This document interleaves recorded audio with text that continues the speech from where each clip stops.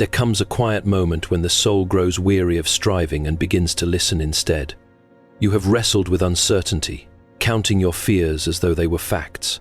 Yet beneath all your worry, something eternal has been at work, unseen but never absent. What you call delay, heaven may call preparation. And what you fear is lack may, in truth, be the beginning of divine provision. Worry has a peculiar way of presenting itself as responsibility, as though the constant turning over of anxious thoughts were a kind of necessary labor the soul must perform to keep life from falling apart. It whispers that if you do not concern yourself endlessly with every possible outcome, then everything will surely unravel. Yet this voice, persuasive as it may seem, is not the voice of truth, but of doubt dressed in the garments of caution. It seeks to convince you that your small, finite mind must carry what was never meant to be yours to bear. In doing so, it quietly replaces trust with tension and peace with a restless striving that yields nothing of substance. Faith, on the other hand, does not shout to be heard. It does not compete with the noise of worry on its own terms. Instead, it speaks with a quiet assurance that often feels unfamiliar to those accustomed to anxiety. It does not demand that every question be answered at once, nor does it insist upon visible proof before it dares to rest. Faith simply knows, in a way that transcends explanation, that there is an order beyond what is seen and a care that extends beyond what is immediately felt. It does not deny the presence of uncertainty, but it refuses to grant it authority. The troubled mind imagines that by worrying it gains control, but in truth, it only deepens its sense of helplessness. It becomes like a man trying to calm a storm by shouting at the wind, mistaking noise for influence. The more it strives, the more it entangles itself in its own fears, until even the smallest concern appears insurmountable. Worry magnifies shadows until they seem like solid walls, convincing the heart that it is surrounded when, in reality, it is simply afraid. Faith offers a different posture entirely. It does not strain to hold everything together because it understands that the foundation was never in your hands to begin with. There is a quiet courage in releasing the need to manage every outcome, in allowing yourself to stand still when every instinct urges you to run in circles. This stillness is not passivity, nor is it indifference. It is a deliberate turning away from the illusion that your anxiety can alter what only divine wisdom can orchestrate. In this light, worry reveals itself for what it truly is: a misdirected form of attention, a habit of looking at life through the narrow lens of fear rather than the broader vision of trust. It trains the heart to expect lack, to anticipate failure, to prepare for disappointment as though it were inevitable. Faith, however, gently, retrains the soul to look again, to see not only what is present, but what is promised, not only what is uncertain, but what is already secured beyond sight. There is a certain humility required to embrace this assurance, for it means admitting that your understanding is incomplete and that your control is limited. Yet in that admission lies a strange and liberating strength. You are no longer burdened with the impossible task of sustaining your own existence by sheer force of thought. Instead, you begin to rest in the quiet confidence that what truly matters is being held together by something far greater than your fears would allow you to believe. In that quiet assurance, the soul begins to loosen its grip on imagined disasters, and the constant inner noise softens into something more bearable, more spacious, where trust can take root and grow without being choked by the endless rehearsal of things that may never come to pass. And as that trust begins to take root, something else quietly emerges alongside it: the realization that what you have long called delay may not be absence at all, but a form of provision too subtle for hurried eyes to recognize. For it is a curious thing that the human heart, when it does not immediately receive what it seeks, is inclined to assume that nothing is being given. It measures generosity by speed and care by visibility, as though anything that arrives slowly must be less certain or less real. Yet divine provision seldom conforms to such hurried expectations. It moves with a wisdom that is not bound by your sense of urgency, and it unfolds according to purposes that are not always made plain at the moment they are set in motion. What appears to you as waiting is often, in truth, a careful arranging of circumstances, a quiet alignment of things both within and beyond your sight. It is the patient laying of foundations that must be secure before anything lasting can be built upon them. There is, in this process, a kind of hidden generosity that is easily overlooked. For while you are inclined to look outward, searching for signs of change in your surroundings, something just as significant may be taking place within you. The delay you resent may be shaping your character, strengthening your endurance, and refining your understanding in ways that immediate fulfillment never could. What is being prepared is not only the provision itself, but your capacity to receive it without being undone by it. And so patience, which often feels like a burden, reveals itself as a form of quiet abundance. It grants you the space to grow into what you are meant to become, rather than forcing you into circumstances for which you are not yet ready. It shields you, though you may not perceive it as such, from the weight of blessings that could overwhelm an unprepared soul. In this way, what feels like withholding may, in fact, be protection, and what seems like silence may be the steady, unseen work of something far more attentive than your fears would suggest. The difficulty, of course, lies in trusting a process that does not announce itself. You are accustomed to measuring progress by visible movement, by tangible results that can be counted and confirmed. But divine provision often resists such measurement, choosing instead to reveal itself gradually, in ways that require you to look with more than your eyes. It asks you to believe that something is happening even when nothing appears to be changing, to hold fast to the quiet conviction that what is meant for you is already being prepared, even if it has not yet arrived. In this light, patience is no longer a passive endurance of time, but an active participation in trust. It is the willingness to remain steady when every outward sign suggests uncertainty, to resist the urge to force what can only be received in its proper moment. For there is a timing to all things that cannot be improved upon by anxiety, nor hastened by fear. To demand immediacy is, in a sense, to ask for something unfinished, something not yet ready to bear the weight it is meant to carry. And so the process continues, often unnoticed, often uncelebrated, yet no less real for its quietness.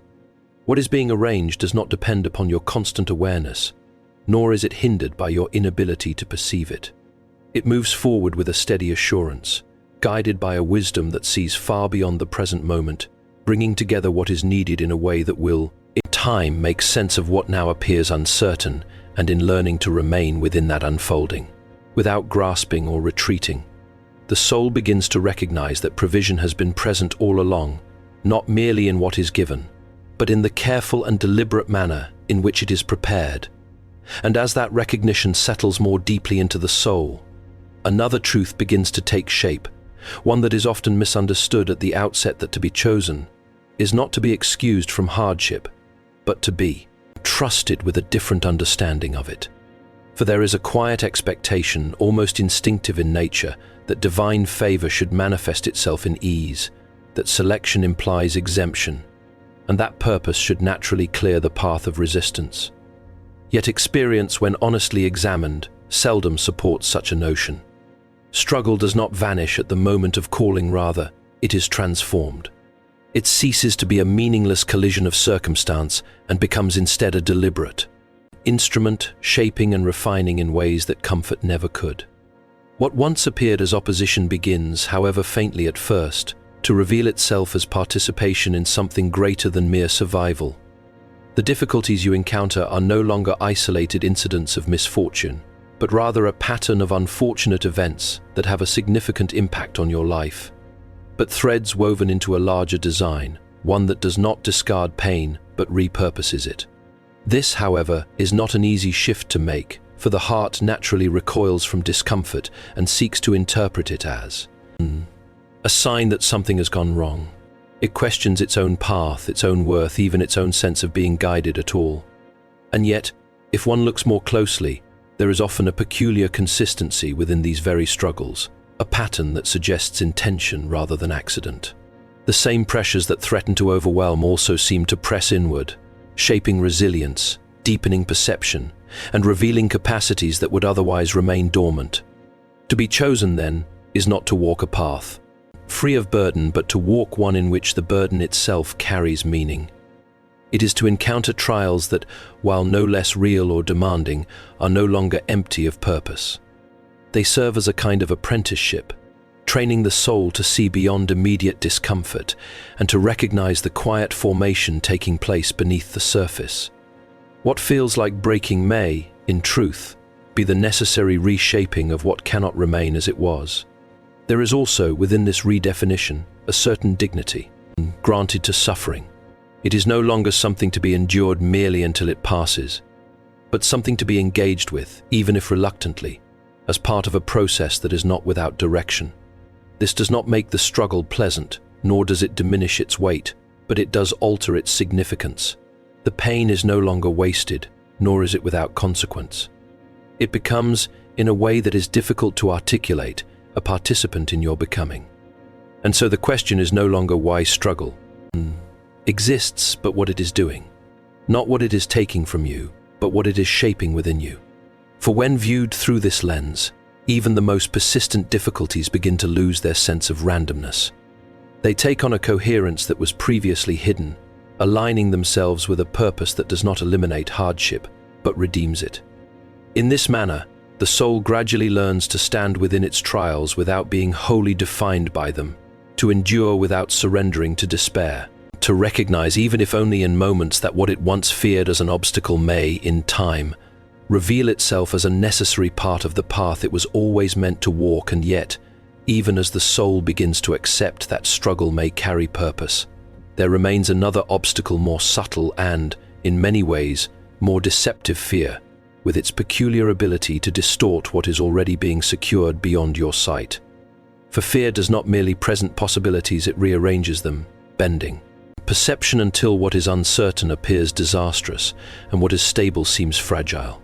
It speaks with a confidence that mimics truth, persuading the mind that its darkest imaginings are not only possible, but probable. It is in this distortion that much of the soul's unrest finds its origin. For while something greater may already be at work, quietly arranging outcomes and preserving what is meant to endure, fear draws your attention away from that hidden assurance and fixes it upon what could go wrong. It invites you to rehearse loss before it has occurred, to feel the weight of absence before anything has been taken, and to brace yourself against a future that exists only within the fragile constructions of your own anxious thought. What makes this particularly troubling is that fear often cloaks itself in the appearance of wisdom. It suggests that by anticipating the worst, you are somehow preparing yourself, guarding against disappointment, or maintaining a kind of cautious realism. Yet in doing so, it undermines the very trust that would allow you to stand steadily within the present moment. It replaces a quiet confidence with a constant vigilance, as though peace itself were a risk you could not afford to take. Meanwhile, what faith has already begun to secure remains untouched by these inner disturbances.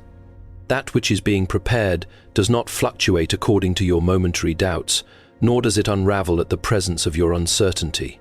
It continues, steady and undeterred, beyond the reach of your fears. But because it is not yet visible, and because it does not announce itself in ways the anxious mind can easily grasp, it is often overlooked or dismissed altogether. Fear then becomes not merely an emotion, but a kind of misdirection. It draws your gaze toward shadows and persuades you to treat them as substance, while the more solid and enduring realities remain just outside your immediate awareness. It convinces you that what you cannot see is uncertain, while what you imagine is somehow reliable, though it has no foundation beyond your own apprehension. There is a quiet discipline required to resist this distortion, to recognize that not every thought deserves belief, and that not every possibility merits your attention. It is the practice of gently but firmly turning away from the endless projections of fear, and returning, again and again, to the quiet assurance that something is already being held together on your behalf. This is not a denial of difficulty, nor a refusal to acknowledge that challenges may arise. It is simply a refusal to grant fear the authority to define what has not yet come to pass. In time, as this discipline is cultivated, the grip of fear begins to loosen. Its voice, once so insistent, grows less convincing, and its images less compelling. The soul, no longer so easily swayed by imagined outcomes, begins to rest more fully in what is real, even if that reality is not yet fully revealed.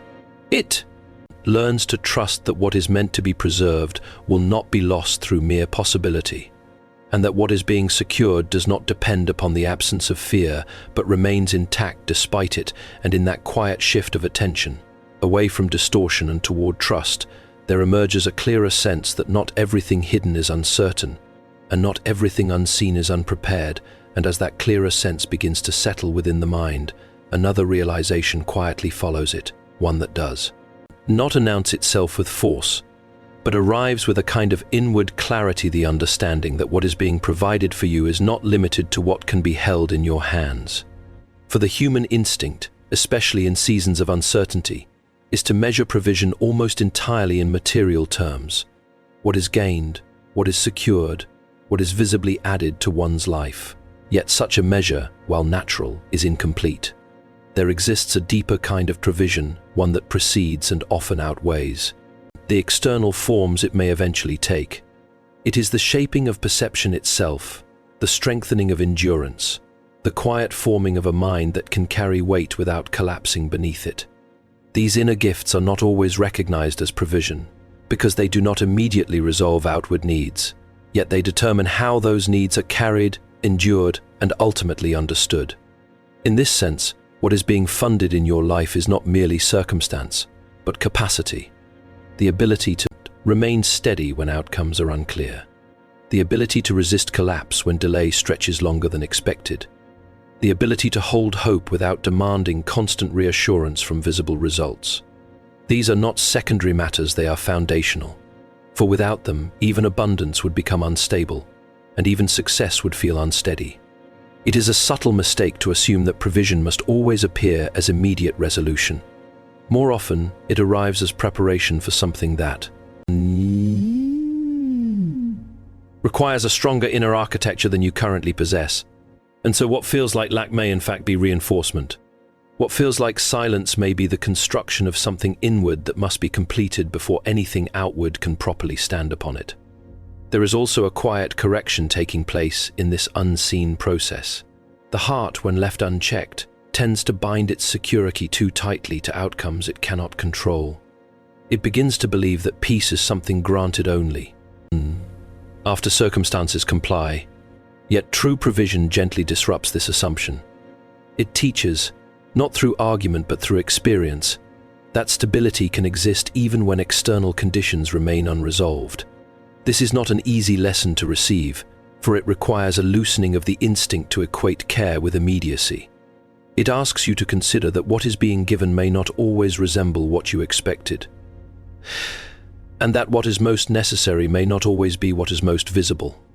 In doing so, it slowly reorients the heart away from dependency on constant outward confirmation and toward a quieter form of trust that does not demand continual proof.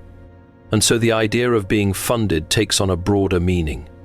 It is no longer confined to the arrival of resources, opportunities, or changes that can be easily named. It extends into the shaping of endurance itself, the steady strengthening of the inner life that allows you to remain intact through seasons that do not yet make sense. What is being provided is not only what you will use, but what you will become in order to use it rightly. In this unfolding, even waiting begins to lose its sense of emptiness, because it is no longer viewed as an interruption of provision, but as part of its structure. The unseen work continues without needing to announce itself, forming within you a stability that circumstances alone could never guarantee. And as that broader meaning begins to settle, another truth quietly presses itself into awareness, one that challenges the instinct to equate trust with inaction or surrender with weakness. For the mind, when confronted with uncertainty, often swings between two extremes, either frantic control or complete resignation. Yet neither truly reflects the deeper posture that faith invites. There is a steadiness that exists between striving and collapsing, a place where effort is no longer driven by fear, but guided by trust. To trust is not to withdraw from responsibility, nor is it to abandon discernment. It is rather to cease the illusion that everything depends upon your constant tension.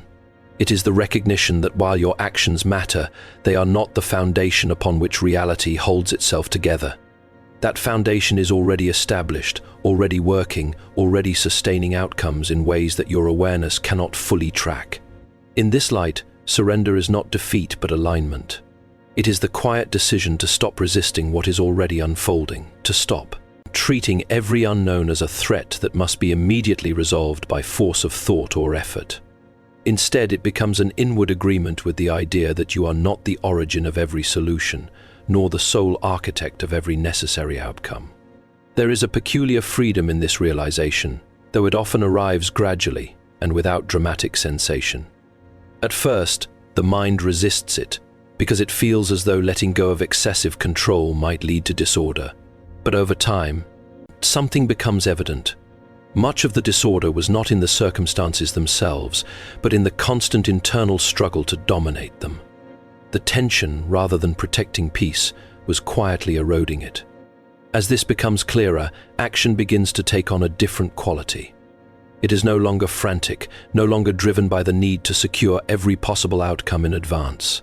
It becomes more deliberate, more grounded, less entangled in imagined catastrophes.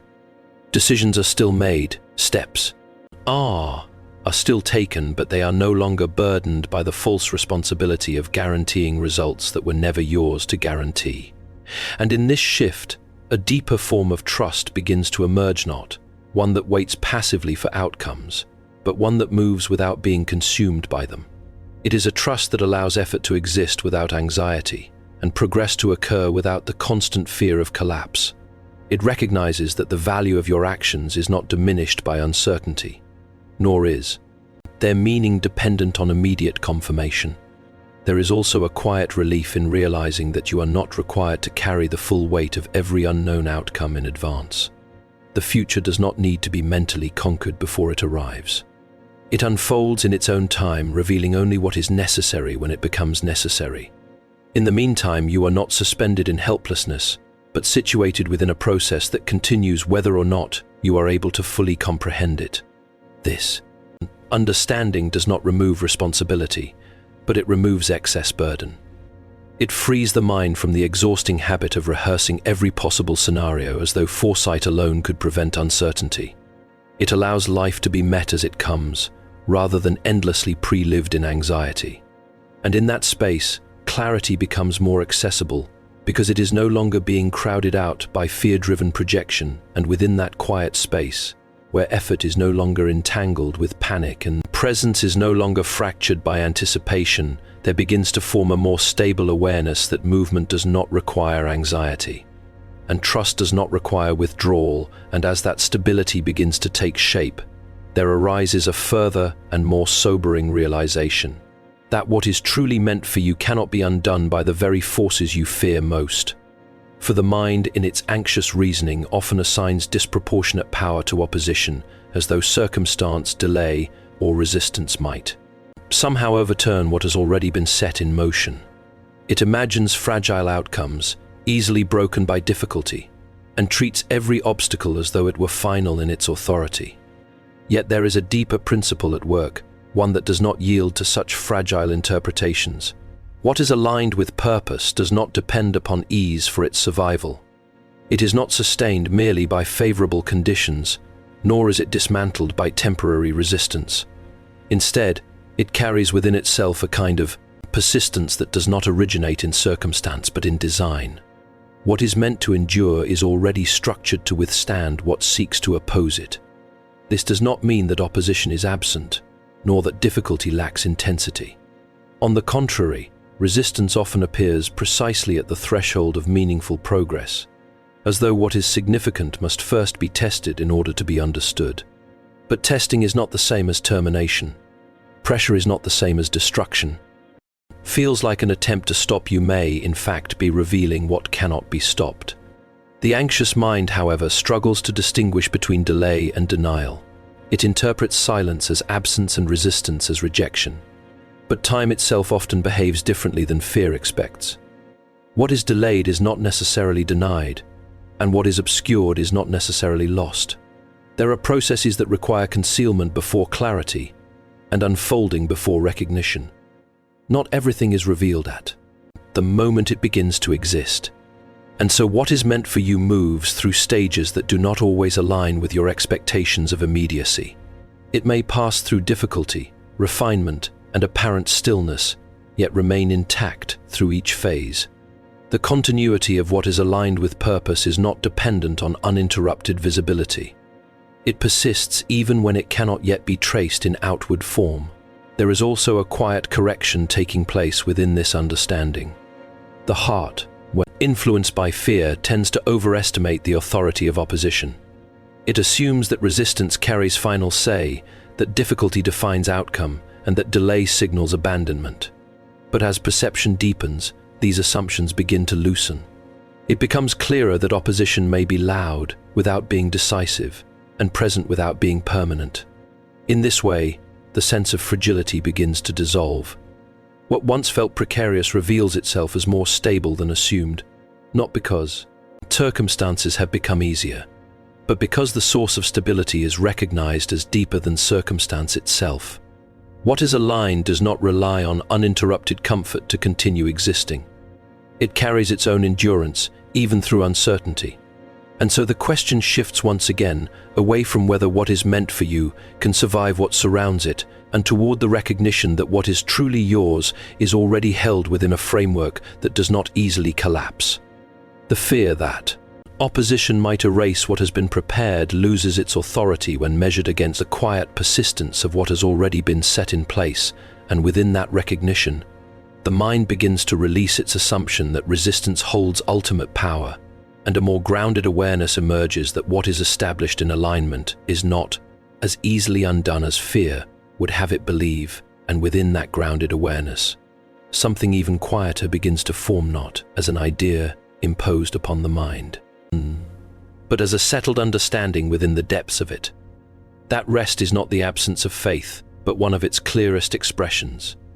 For the anxious heart has long mistaken rest for negligence, as though to cease striving inwardly were to cease caring altogether. It believes that constant mental labor is proof of responsibility, and that peace must always be earned through vigilance. Yet there is a different kind of strength, one that does not announce itself through tension or exhaustion. It is the strength of remaining steady when there is no immediate answer, of standing still without collapsing into despair, of allowing the mind to be quiet without assuming that silence means abandonment. This stillness is not emptiness, it is trust in its most refined form. The restless spirit often resists this state, because it feels unfamiliar and therefore unsafe. It has been trained to equate movement with survival and anxiety with preparedness. But over time it becomes evident that not all movement is progress, and not all vigilance is wisdom. There is a kind of exhaustion that comes not from life itself, but from resisting life as it is unfolding. Rest then becomes an act of quiet defiance against the tyranny of unnecessary fear. It is the refusal to continue rehearsing outcomes that have not yet arrived, the refusal to treat uncertainty as something that must be constantly fought in the imagination. It is the decision to allow reality to be what it is, without adding the burden of imagined catastrophes upon it.